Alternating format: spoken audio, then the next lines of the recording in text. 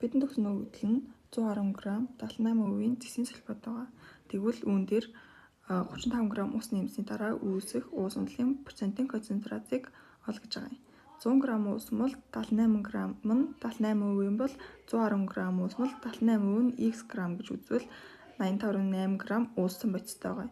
За тэгвэл үүнээс нийт массныхаа усны хувийг усны массыг нь олох юм бол 110 г-аас 85.8 г-ыг хасаад 24.2 г ус байгаа.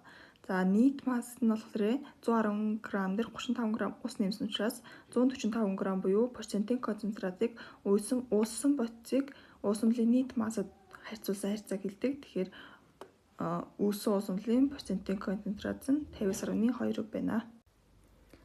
200 г 30% сахарын уусмал дээр 10 г сахарыг нэмбэл үүссэн уусмлын процентын концентрацийг олгож байгаа. За тэгвэл 100 г уусмалд 30 г нь 30% бол 200 г-д грамын 30% нь x г гэвэл 60 г болж байгаа. За тэгвэл нийт сахарын хэмжээг олох юм бол 60 г дээр нэмсэн 10 г нэмээд 70 г. Процентын концентрацийг ууссан бодисыг нийт уусмлын масст хуваагаад 100-аар үржүүлэхийг хэлдэг бол 70 г-ыг 210 г-д хуваагаад 100% үржүүлэхээр 33.3% буюу үүссэн уусмлын процентын концентрац нь 33.3% байна.